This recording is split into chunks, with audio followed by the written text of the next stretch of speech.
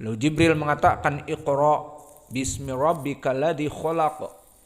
Maka dalam keadaan ketakutan dia mengatakan aku orang yang tidak baca tulis. Maka kalau begitu ulangi. Dihafal oleh Nabi. Tidak baca tulis tapi menghafal bisa. Maka inilah dari mukjizat Al-Quran. Maka kemudian dalam keadaan ketakutan dia pulang kepada Khadijah, istri pertamanya. Zamiluni, zamiluni. Maka selimuti aku. Maka akhirnya dihibur oleh istri yang salehah. Bahwa kamu adalah rajulun yang saleh. Yang mana akhlak kamu baik. Maka Allah tidak akan pernah membiarkan kamu dan membinasakan kamu. Jangan takut. Syahidnya di sini dia pergi kepada Ibnu Ammi. Dia datang kepada anak pamannya, sepupunya, yang mana dia seorang rohib yang berpegang teguh dengan ahlil kitab. Termasuk dari ahlil kitab yang berpegang teguh dengan Injil zaman dulu. Maka di hadis disebutkan innama hada namus, bahwa itu adalah malaikat Jibril. Yang mana dia itu pasti datang kepada siapapun yang diutus menjadi rasul. Dan suami kamu itu adalah rasul.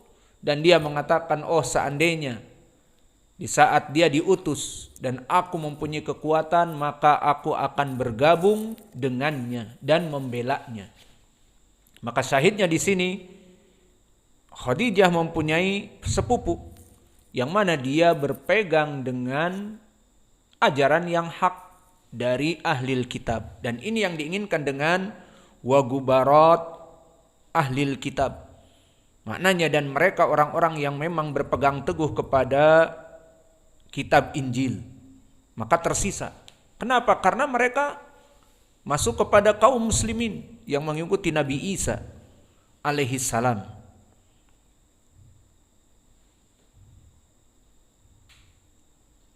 Maka di sini makna dari gubarat ahlil kitab. Kemudian disebutkan di lafaz yang setelahnya, mangkana ya'budullah, setelah diceritakan bagaimana pengikut Uzair dimasukkan kepada api neraka dan pengikut Isa ibnu Maryam. Apa yang kalian inginkan, kata Uzair dan kata Isa kepada pengikutnya. Dan di sini yang diinginkan syaitan Isa seperti di riwayat Ibnu Mas'ud. Dikatakan nuridu antaskiyana fayuqalu israbu fayatasaqatuna fi jahannam. Maka mereka meminta kepada Rob mereka Uzair yang dianggap anak Allah sebagai Rob. Kami menginginkan setelah diikuti sampai kepada fata morgana, oase yang seakan-akan air dari danau yang akan melepaskan dahaga. Maka dikatakan bahwa apa yang kalian inginkan, kami menginginkan kamu wahai Rob untuk memberikan minum kepada kami. Isrobu, maka minumlah. Ternyata itu adalah api neraka. Maka di saat mereka minum, mereka terjatuh kepada api neraka semuanya. Dan begitupun pengikut Isa ibnu Maryam yang merupakan syaitan dari Isa, bukan Isa alaihi salam. Isa alaihi salam di surga, seorang nabi. Maka akhirnya mereka pun masuk ke api neraka. Namun sebelumnya dijadikan oleh syaitan Isa dan syaitan Uzair bantahan kepada mereka. Di saat disebutkan sumayuqalu linnasara wa ma kuntum ta'budun, dan dikatakan kepada Yahud pengikut Uzair wa ma kuntum ta'budun fayaquluna kunna na'budu Isa fayaquluna kunna na'budu Uzair ibn Allah. Maka dikatakan kadzabtum. Maka di sini Allah menginginkan bahwa mereka diingkari, keyakinan mereka disalahkan, sehingga mereka tidak masuk api neraka dalam keadaan kebenaran, tidak didolimi misalnya, tidak. Tapi disebutkan kadzabtum, kalian dusta. Lam yakun lillahi sahibah wala waladan. Kalian telah dusta. Allah tidak pernah mengambil istri dan Allah tidak pernah mengambil anak untuk menguatkan kedudukannya dan membantunya. Maka semuanya masuk api neraka. Maka yang tersisa tidaklah kecuali man kana ya'budullah min barrin au fajirin. hanya kaum muslimin yang baik dan yang buruk berkumpul.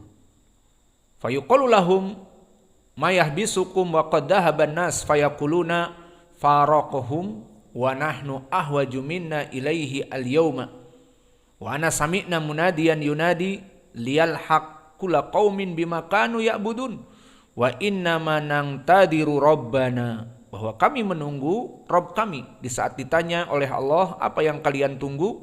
Kami menunggu Rabb kami. Fayatihim al-jabbaru, maka datanglah Allah.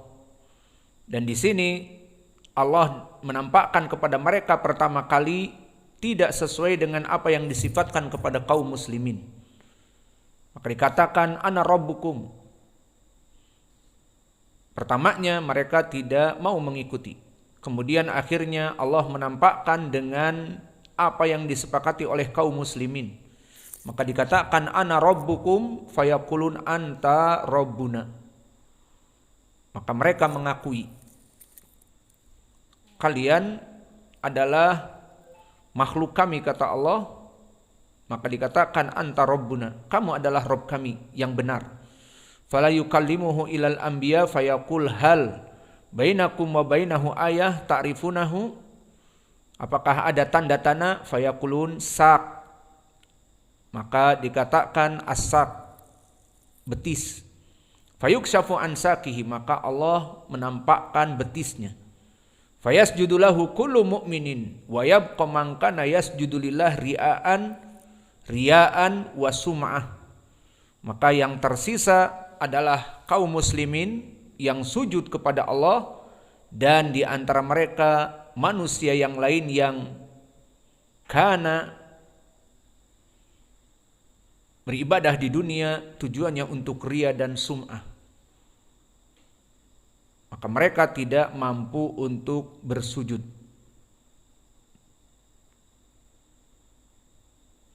Fayadhabu kay mayasjuda fayaudu dhahruhu tabqan wahidan.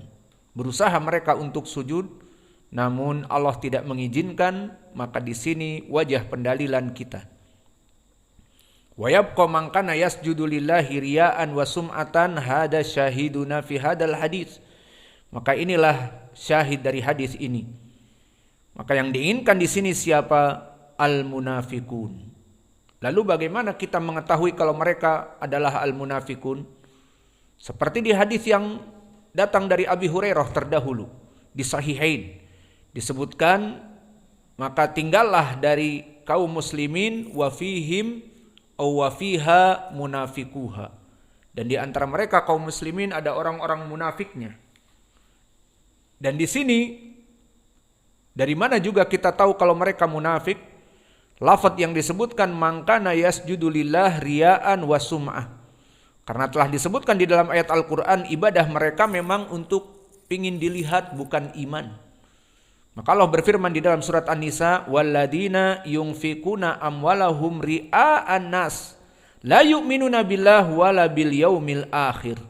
Dan orang-orang munafik itu mereka menginfakkan harta-harta mereka bukan karena Allah, tetapi agar dilihat manusia, nih aku telah bayar zakat.